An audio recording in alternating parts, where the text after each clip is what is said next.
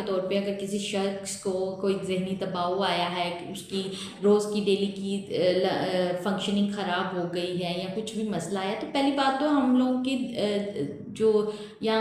कोई समाजी, अगर आपको फाइनेंशियली कोई डिफ़िकल्टी आ गई या कोई समाजी डिफ़िकल्टी आई या कोई बाहर के मामला किसी तरह के भी वजह से आपको उदासी का एक फैक्टर आया, डिप्रेशन जिसे हम कह देते हैं, अगर या उसकी वजह से घबराहट का कोई फैक्टर आ गया, वो आ गया, तो हम लोग पहली तो बात है कि हम लोग एक्सेप्ट नहीं कर पाते चीज़ों को कि हमारे साथ ये मामला हो सकता है।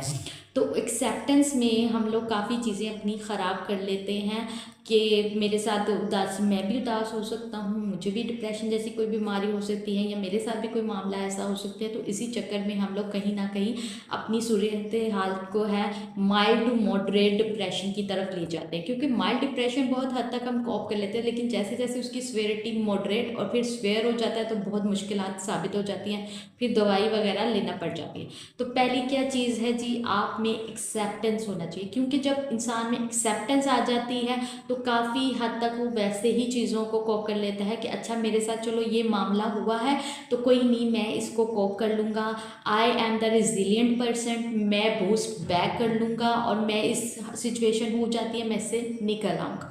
सेकंड चीज़ क्या है जी, आपका रूटीन,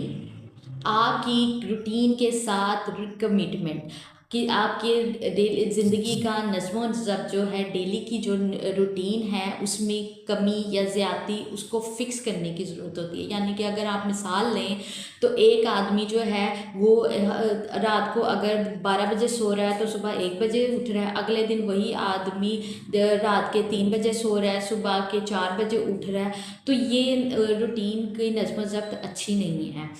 जो कि इसी वजह से बहुत से लोग डिप्रेशन का शिकार हो जाते हैं। और इस तरह की रूटीन आपको डिप्रेसिव मूड की तरफ सबसे पहले लेकर जाती है, फिर उससे मॉडरेट करके आपको स्वेयर डिप्रेशन की तरफ ले जाती है। तो आपकी रूटीन फिक्स होनी चाहिए, आपके उठने सोने का निज़ाम एक जैसा हो, आप अपने आप को मुनज़्ज़म करें कि मैंने एक टाइम पे कब उठना है, कब सोना है, कब जागना है, कब कौन सा काम करना है, कब मैंने स्टिक, आप एक टू डू लिस्ट बना लें, स्टिक हो जाएं अपनी चीज़ों के साथ। और इस तरह की चीज़ें करने से हमने काफ़ी हद तक डिप्रेशन के